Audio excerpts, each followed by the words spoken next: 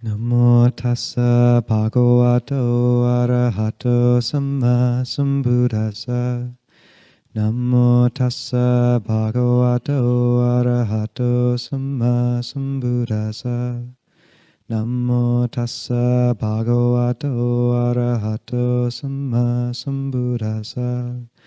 Buddhang dhammang sanghang namasami. There's a teacher in Thailand who said the body becomes strong through movement and the mind becomes strong through stillness. And when the chitta, which is the word we use in Pali, in Buddhist language for the mind and heart, becomes still, it touches a happiness, which the Buddha said was beyond even divine bliss. And to understand that this is a path of pleasure, and that only the mind which is happy and luminous is able to see suffering clearly and let go of it. The Buddha said there's three kinds of happiness. There's external happiness, samisa sukha, which is based on the 5 chords of sensual pleasure, how we feed off the world and each other in sense experience. And not only does that type of pleasure and fulfillment fade quickly, and we have to keep seeking more and more, the hedonic treadmill, like drinking salt water. But it's also fragile in that it's predicated on us manipulating conditions around us to be as we hope they would be.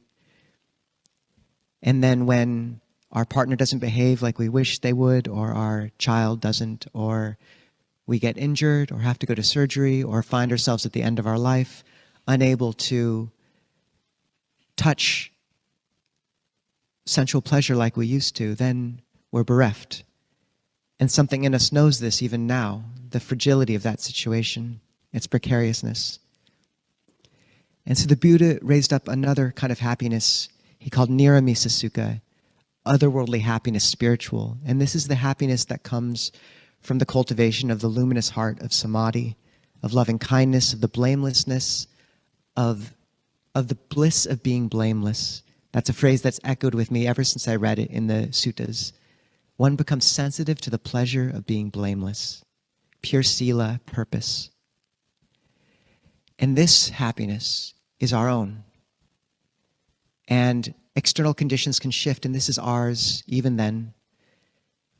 There's a small book called With Each and Every Breath, The Last Breath, which is a story of how Longpo Pasano, who's one of our teachers, counseled a man named Jay through death row in San Quentin prison. And how even at the end of his life, he was able to give Jay, who meditated for hours every day, this ability to come and bring the mind to a sense of light. And on the night of his execution, Longpo Pasano was with him the whole time and was able to move with him in his last hours, even towards that final moment. And Jay was able to stay centered and bright. And at midnight, when the execution took place, there was a huge rainstorm and it just stopped. And all the protesters out in front of the gates were subject to a sudden moment of stillness. So we quiet the mind to find an inner peace which is ours no matter what. And its one fragility is that it's impermanent, like all internal conditions. And so the Buddha held up one final level of happiness, which was nibbana, which is unshakable liberation of heart. And when the mind is calm and sees clearly that what is subject to origination is subject to cessation, Joseph Goldstein has the recollection of that insight arising, which is the insight that arises with the first glimpse of nibbana for many in the suttas. And he said the next thought that arose was, why want anything? And in that moment, the subtle leaning in the next moment that's always there stopped, and he found himself standing This is not a dour teaching. When we open our hands from its palsied grasping, what we're left with is a palm filled with sunlight.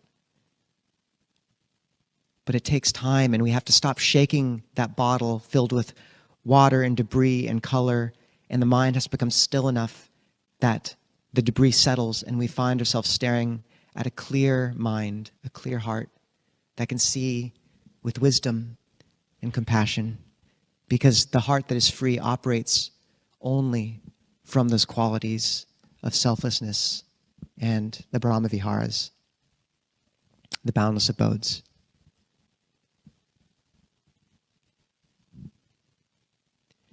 So it sounds pretty great, right?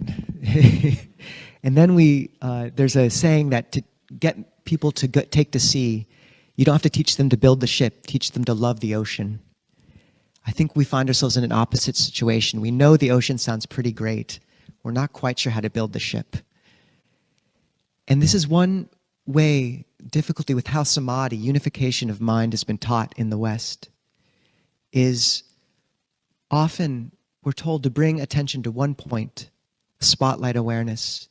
And because these teachings often were formulated in the context of countryside, of people who've lived for years with minds very able to concentrate, weaving baskets, tending to simple tasks, meaningful tasks, but not overcome with our level of momentum with thought, which we have inherited in our current culture.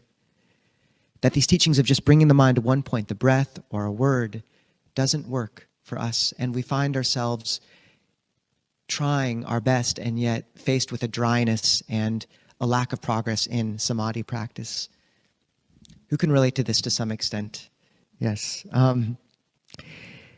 And then often the teaching in the West is swung the other way, where it says, well, that didn't work, so let's just be open to whatever comes up.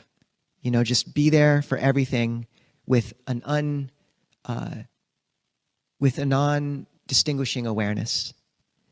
And it's true we can receive the echoes of past karma, the thoughts that arise without judgment, but there is a place for effort. And Alice Gopnik, who's a researcher at the University of Berkeley, they did research on the different sorts of awareness. There's spotlight awareness, which fixates attention on one object. That's sort of like fixating awareness on the breath. And then there's lantern awareness, which opens and touches whatever's in the moment. But there's a third kind of awareness they found in this study called play awareness. Play awareness. And it read completely different. And this is the type of awareness we want to cultivate in meditation.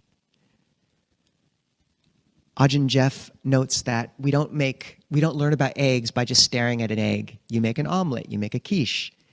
You see what can happen when you pressure the mind and see what happens when you play with it. And the key component of this is interest and engagement and exploration. I think an interesting simile, who here has heard of AlphaGo and AlphaZero? So these were the first AI models to defeat the world champion in Go. And initially, AI was often trained as algorithmic programming, which means you just give it a process. Someone makes this move, and so you make this move.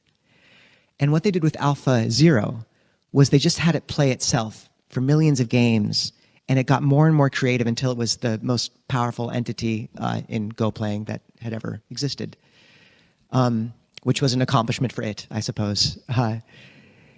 And yet this is the situation we find ourselves in, is self-play, reinforcement learning, because the defilements, the hindrances, these blockages to calm, sensual desire, anger, sloth and torpor, doubt, restlessness, there's something in us which does not want to quiet, which is afraid to quiet, which is afraid to let go. There's a beautiful poem that says the hardest thing you can do is tell a person to walk away from a stone that they've been pushing their whole life.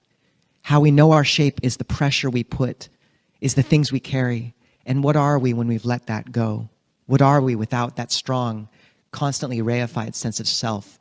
The self forms in the shadow of our desires, of our tensions, of our intentions. It's not easy to let go. Ajahn Jeff says the last thing you can take from someone is their suffering. So the defilements don't want us to find calm. And they have all our intelligence at their disposal. And so we find ourselves playing back and forth with the enlightenment factors of luminosity of heart, mindfulness, joy, tranquility. These counterbalanced against the hindrances. And meditation is this. Who here has discovered a meditation technique and you come out of the meditation and you're like, I figured it out. That's it. All right. Done. And then 2 days later, you're like, huh.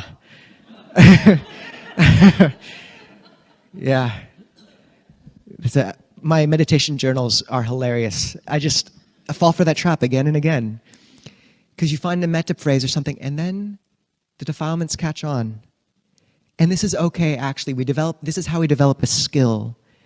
This is how we learn the reward signal of pleasure, of stillness. But it means that we need to conceive of meditation as a game, as playful awareness, as interesting. And one of the issues with how modern meditation techniques are often taught is you're told to bring awareness to one object.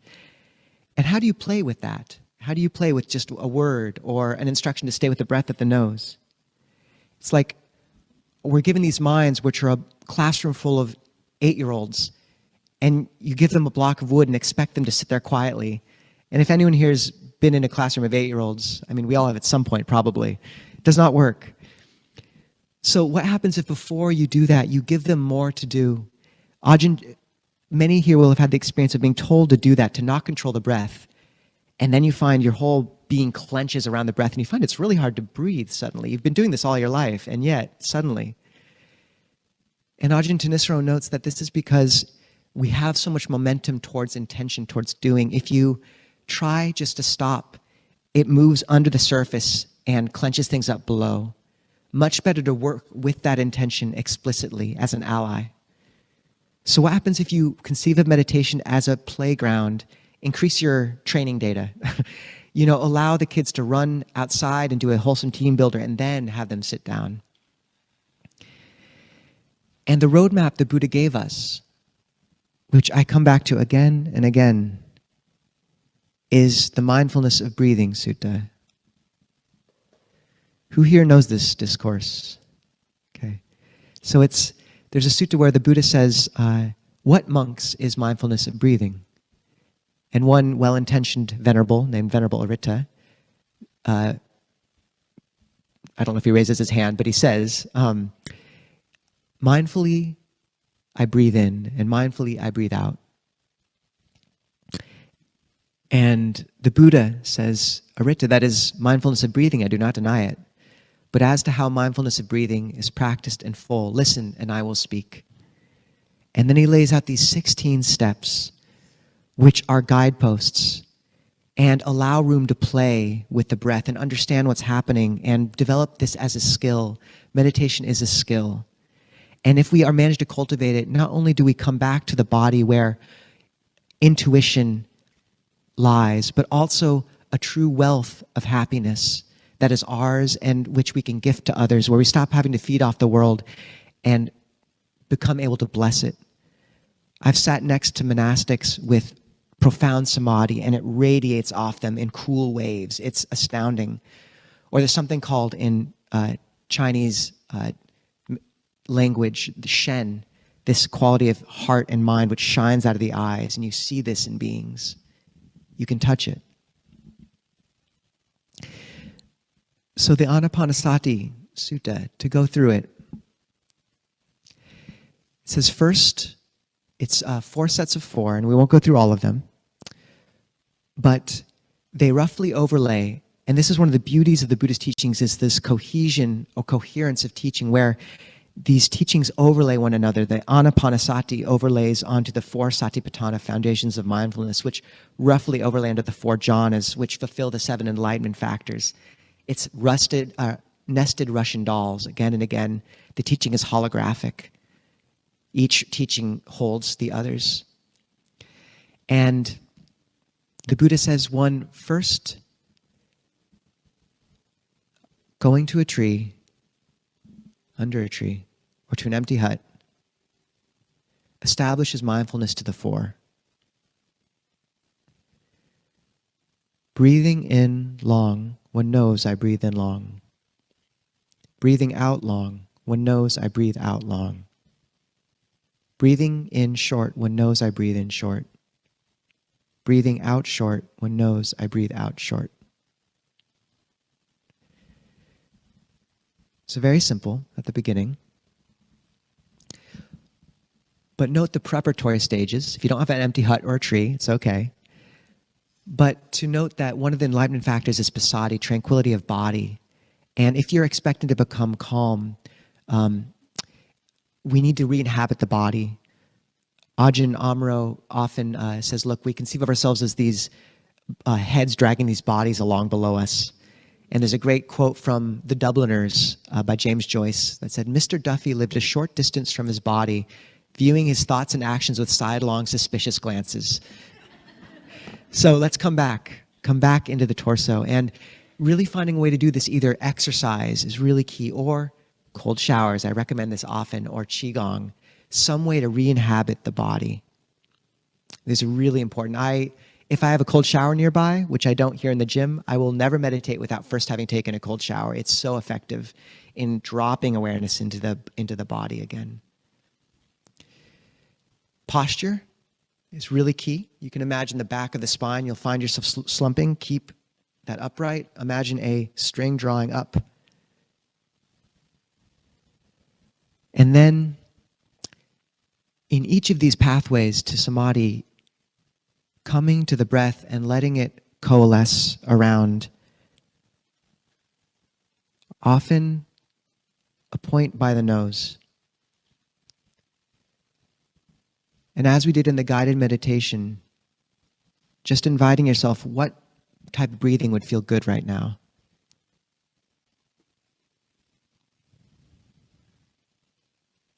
And relaxing tension in the face.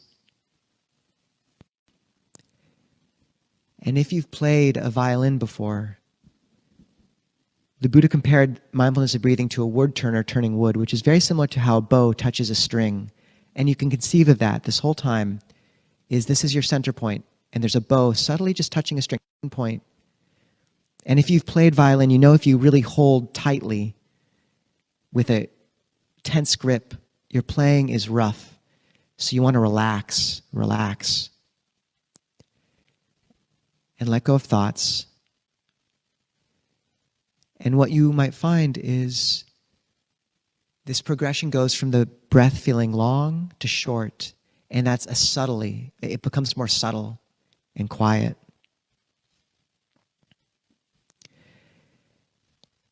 The next phase, and you can help this by counting the breath if you want. You can have a meditation word like love, anything like that. But for many, this is, like I said, too narrow. And it's useful to have a secondary object which is more broad. And I think of this, if you're playing a violin, you have the bow, that's there. In all 16 steps of the Anapanasati Sutta, the Mindfulness of Breathing Sutta, there is this notion of the breath, it anchors you. But there's also these other steps to becoming sensitive to the body, sensitive to pleasure, sensitive to rapture. So this secondary object is, I think of as the fingers playing. And it can be more active, and this is where you get to be creative. What do you find helpful to go with that breath? A very safe bet is loving kindness. At the start of a meditation, if you're feeling really active, you can really cultivate a perception of loving kindness. Bring to mind, we've talked about these techniques many times, but people you love who make the heart leap, get the warm glow in the heart going.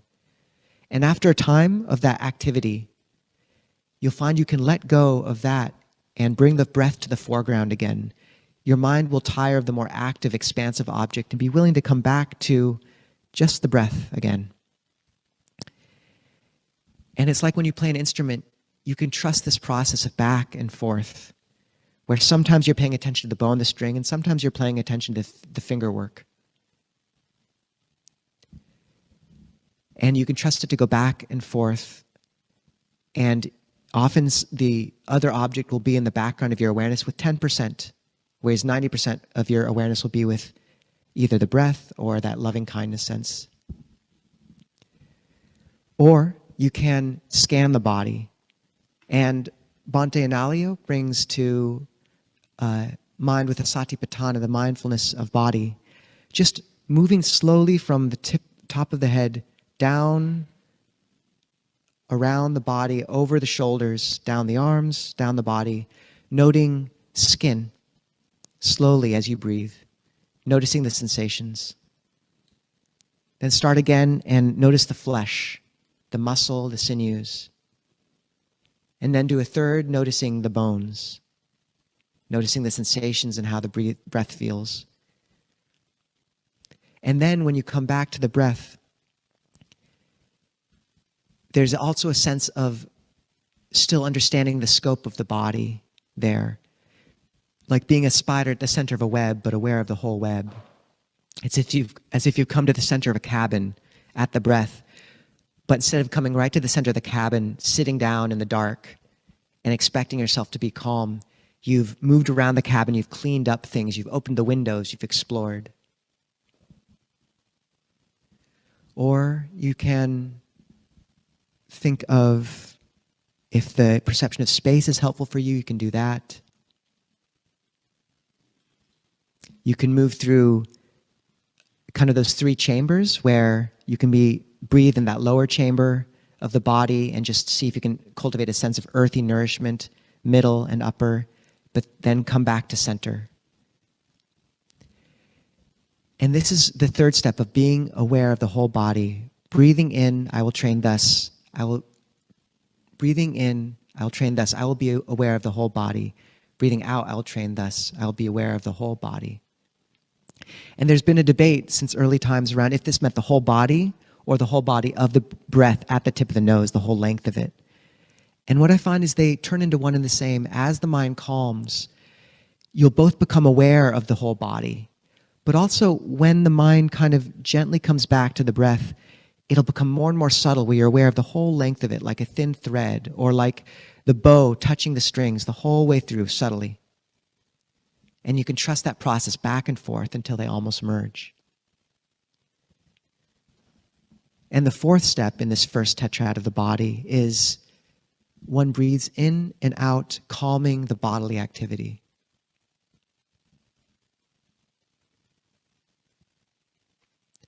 And I think of this as not just inviting the breath to become more and more subtle, but as you explore the body, you'll notice tension points. Each thought you have manifests first as a point of tension and clenching, often in the forehead and the eyes. And a big part of your task is just to release it, and trust. Trust the mind to let go of it and come back to the natural flow of the breath, in and out. Calming the body.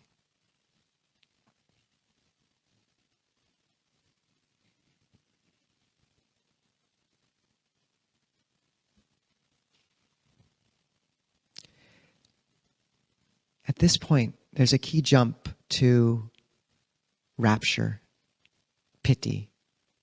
One trains thus, I will breathe in sensitive to piti, rapture. One trains thus, I will breathe out sensitive to piti, rapture, P-I-T-I. And it's a problematic word because it really means refreshment. It comes from the word to drink, and it's a sense of soaking in something you've been so hungry for. You might know this sensation in meditation. Often people can touch it through loving kindness, where you'll bring up that glow of loving kindness, and there'll be a sense of the heart was so dry, like, oh, I really needed this, and you're kind of soaking it in.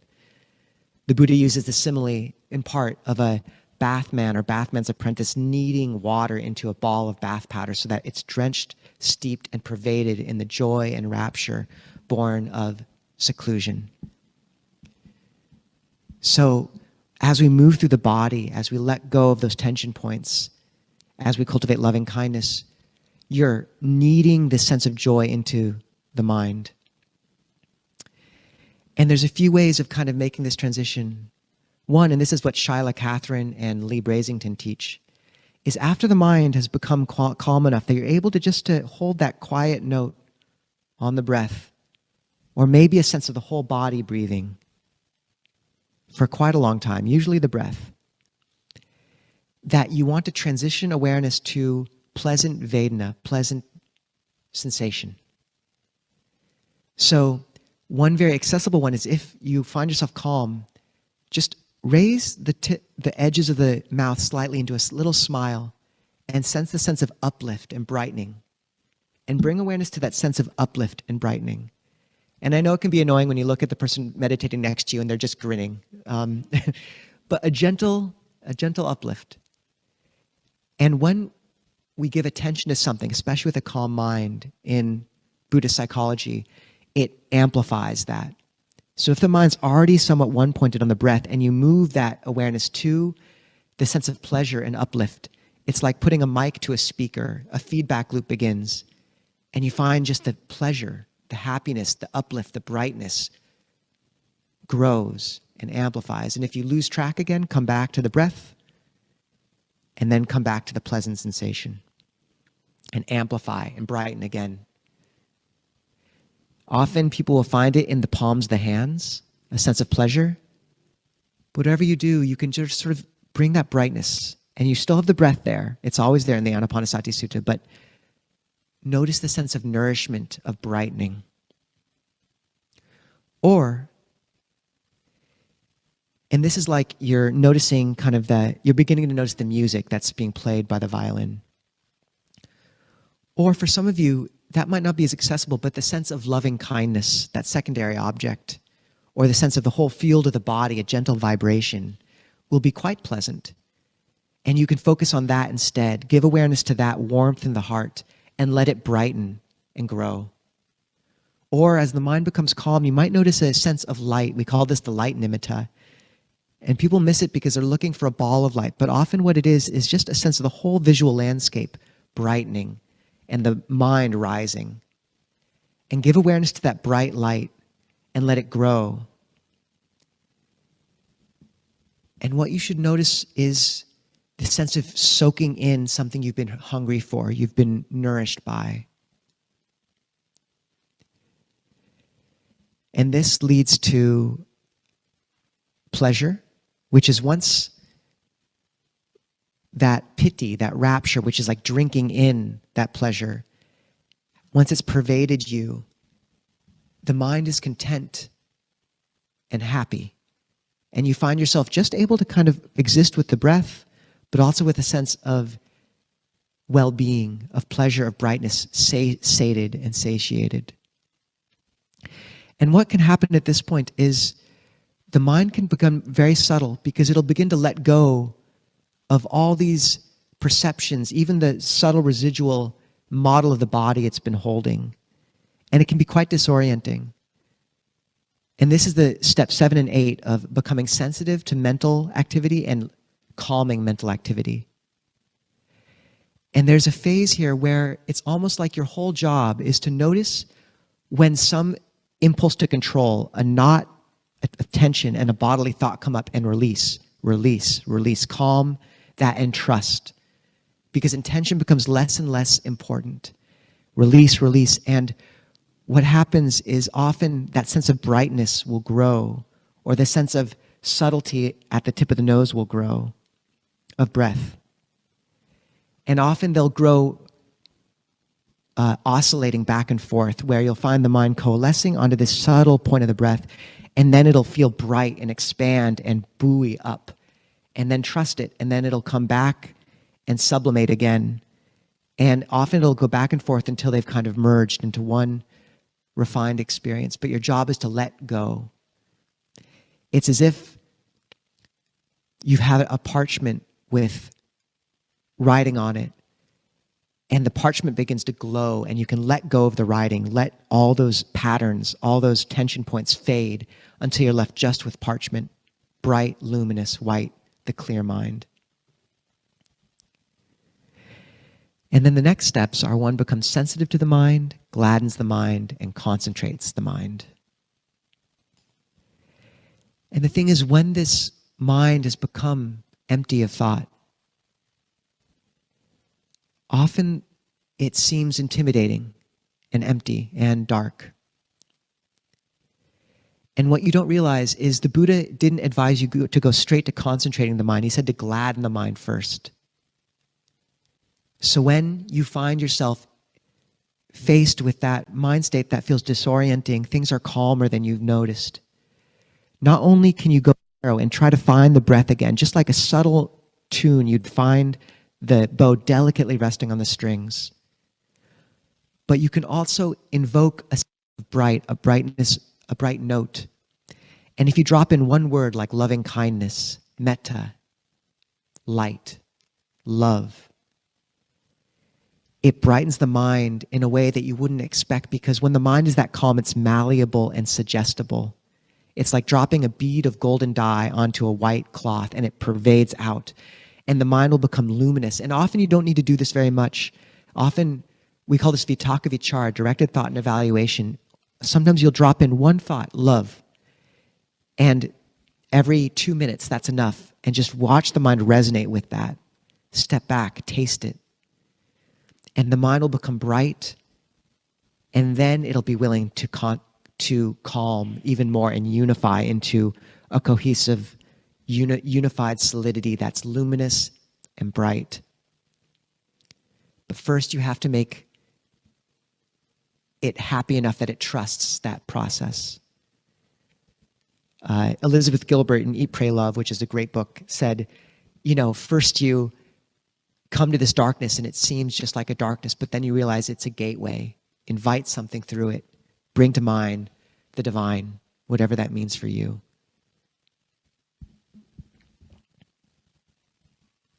So it can seem like a complicated process, but it's really quite simple. What we're doing is sublimating the mind. We're ushering forth a phase change, where at the beginning, you're following the breath in and out. And this is like a condor beating its wings. You're letting it become more subtle. Then you're becoming aware of the whole body and the whole body of the breath at the same time. Letting things become subtle and calm. This is like a condor soaring, Bhante Analayo says. It stops flapping its wings and you just feel it being borne along. A sense of energy forms and brightness.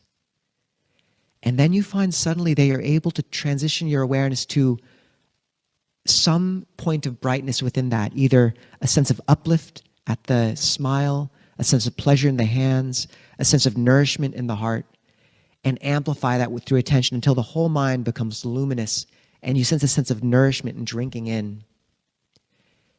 After becoming sated with rapture, piti, the mind is luminous, bright, and then you can let that bright luminosity, you won't feel the need to think as much, and you can let the thoughts drop, release, release, release, until you're left with just luminous brightness, empty parchment. And if that's disorienting, come back to that gentle sense of the bow on the string, or brighten it with a sense of love, an invocation, and let that new sense of well-being hold the mind into calm. And after the mind is rested in calm, it'll begin to move again, and then it'll see clearly, and you'll have a sense of wealth that is your own. That's an inner wellspring of goodness and coolness. It's a joyful path and one of play, of interest, of exploration. And I know this has gone on for a bit, but I wanted to give one more tool. And this is the route I use. For those, I'm greatly indebted to Jason Bartlett. These are the energies I've worked with for a long time, but I think Jason Bartlett of luminoussdhamma.org, he's a local teacher, has come up with the best articulation of these energies I've ever heard. And that's that if you, pana, which is the word for kind of life force, breath or chi, this movement of energy, you can use it as a pathway through these as well. And a way of conceiving of this is there's two main energy centers we can tap into at the beginning of meditation. There's the middle dantian near the heart, right below. You can find it with your middle finger, and sort of pressing where you find a sense of comfort. Or the lower dantian, about 2 finger breadths below your belly button, and a sense of comfort and well-being is there. And what you can do is let the mind do those first 2 steps, the Anapanasati Sutta. Let the mind calm on the breath, coalesce. And then if you're a man, bring your attention to that lower dantian and just do belly breathing. So let the belly rise. You can feel it. Most of us breathe a lot from our ribs, but really try to breathe from the belly and sense the sensation there. And you should start to sense over time a subtle sense of pleasure. And what this is doing is bringing awareness to the breath, harvests the prana, the chi from the breath, and you bring it down here. And in this Taoist conception, this lower half of the body is the water. And you're boiling the water. Just bring awareness there again and again until after a time this pleasure forms. Trust it. And this is rapture. It'll steam. And suddenly you'll feel awareness often rise very quickly up to the crown of the head. And it'll open the crown of the head into a central axis where you'll suddenly be aware of the whole body and this awareness that's light and luminous kind of flowing through you. And you can really trust that. At that point, your job is to trust that energy to circulate. And often what it'll do is it'll circulate up the spine and down the front of the body in what's called the microcosmic orbit, up and down.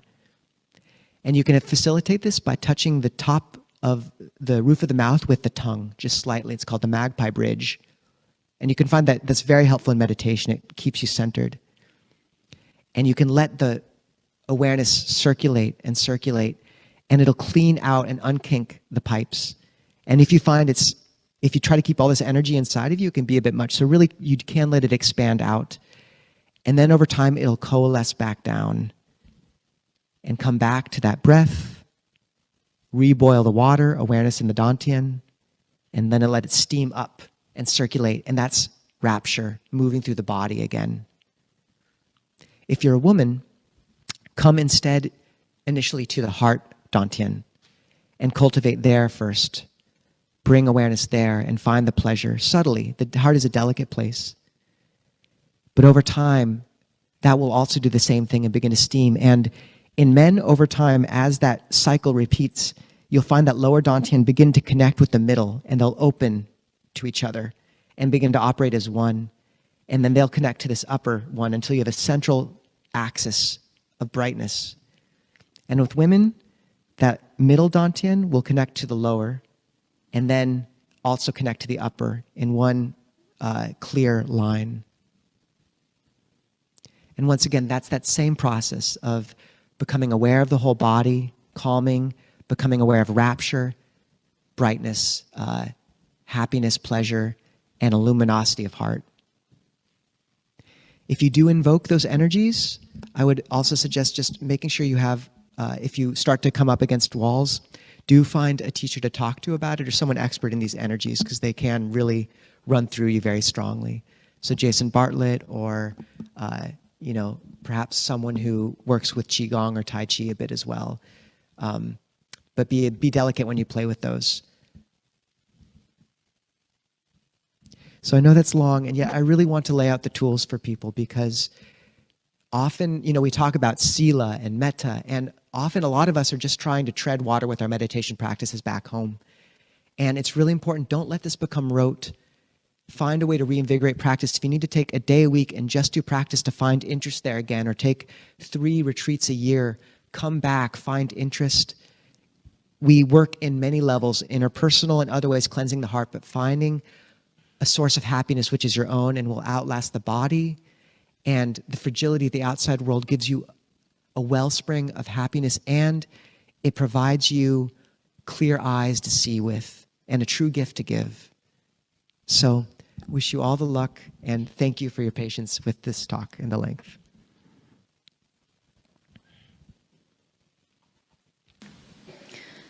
Handamayandhamakataya sadukaram dharamase sadhu sadhu sadhu anumodami.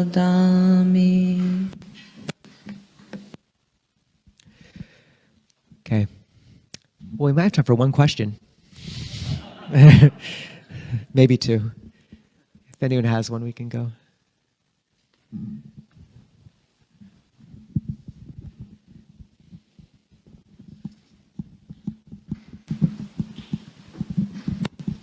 Thanks.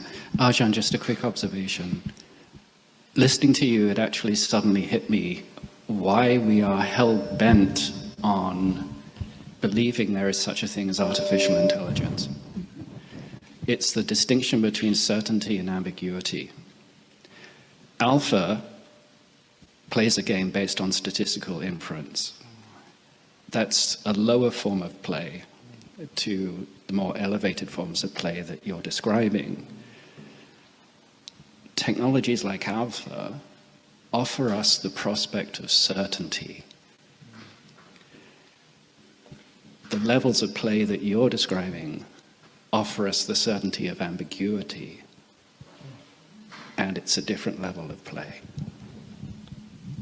I think that's really worth saying. And it's also worth saying that, LLMs are sankhara, is patterning, as we'd call in Buddhism. And what is amazing about meditation is the human chitta, the human heart, is what, a silicon machine will never have, by our conception at least. And when you let go of the sankhara, what's amazing with meditation is you aren't left with nothing. This luminous brightness is waiting for you, and we don't realize it because we've never stopped. We've never let go of staring at the ink and the patterns enough to know what's there waiting if we cultivate it. So I like that, though. I think we had Bernie in the back. Yes, thank you for the talk. And I'm curious where you see yoga practices fitting in with this. I'm just curious about that. Yeah, thank you.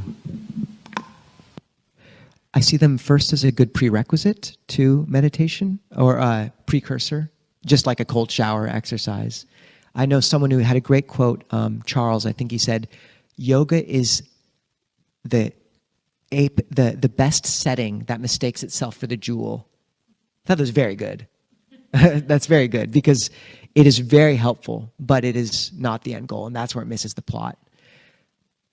I would also say that one of the fascinating things, like for me, learning about this subtle breath body was really key. And I know many practitioners like Ajahn Sucitto, Ajahn Jeff, they all teach this way.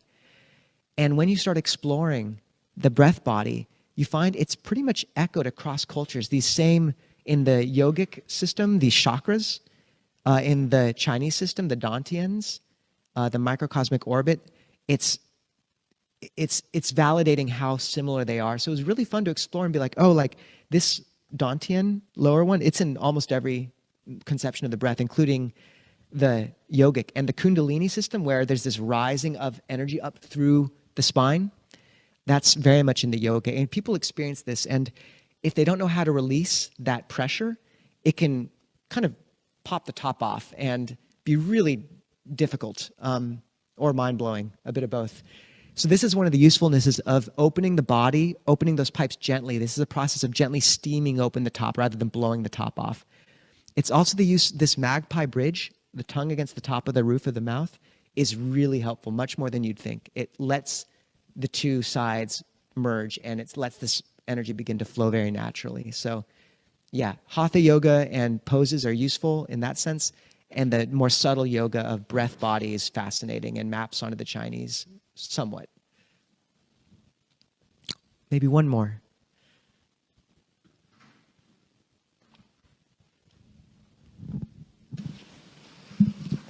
That was just action-packed, that talk. I'm going to have to watch it like 6 times now. Thank you. I've never heard the description of pleasure so well done, because you started by saying this is a path of pleasure, but pleasure is really a hard thing to navigate, right? So. Yeah, oh, sorry. And then just on those 6 things that,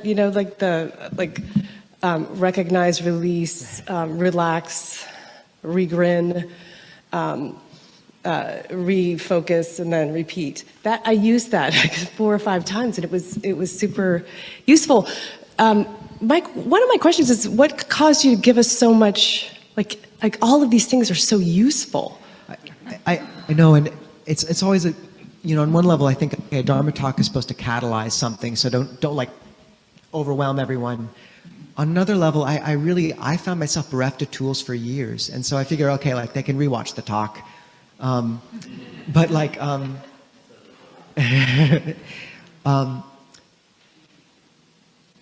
the 6. I notice when we haven't actually talked about meditation in a while. It's like, well, we probably should do that. Here's the tools again for what you should be trying when you're home, because we all lose sight. Like in LLMs, there's also this thing called exploitation, which is you use a technique that works, versus exploration or entropic normalization. So a little bit of experimentation, and it's very easy for practice to become very rote. There's this narrative of like, just keep doing it. One day something will pop. It's not a good narrative. Like, we do want to be patient, but you want to be playful and find a way that meditating that's engaged. So if things have become dry, read Shyla Catherine's Wisdom Wide and Deep. Read Lee Brasington's The Jhanas. Read Ajahn Brahm, Jhanas, Mindfulness and Beyond, I think it is. Like, read some other version to make it invigorating again, because our meditation is important. 20 minutes a day, basic hygiene, people. And we can access these. Westerners, moderns, as neurotic as we are, at least I am or was, these are not beyond us. But we have to learn how to use the thinking mind instead of just try to cut it off, because it doesn't always work. The 6 R's are from Bhante Vimalarangsi. I just find those useful. Recognize, release, relax, resmile, return, repeat. It's just a good 6. And yeah, the Anapanasati Sutta, enjoy that key leap between following an object and finding some sense of pleasure is the hardest one for people to make. So I really think it's worth emphasizing there. If you're not able to find any of that sense of subtle joy somewhere, keep trying, because that's really, the mind will not only become so calm without that, and a sense of dryness is not a good sign. Boredom sometimes is actually a doorway to something much deeper. Dryness is not good. And so that's why it's so interesting. Piti, which gets translated as rapture, I love the translation of refreshment. That's actually what it is better translated as. And you feel it like, oh, this is really good. And when you're down here with that lower dantian, you'll sense a sense of like nourishing, like you can even imagine putting roots into the earth and just drawing up the water, or the sense of love here. So yeah, who felt it was a little too much on the talk, or a little, I don't know. It's all right. Okay, good. Okay, I'll stop apologizing. Way to go, people. Okay. Anyways, good luck, everyone, and don't give up hope. Like, a lot of people, we've been meditating for a long time. This can be fun, and I consider the current moment one of a lot of breakthroughs in meditative practice for the modern thinking mind, because it's taken us a while to translate these Samādhi teachings from people like Ajahn Chah and Ajahn Mun that were teaching it to people with just amazing Samādhi since childhood. Like, you could just give them a meditation word and often it would be enough.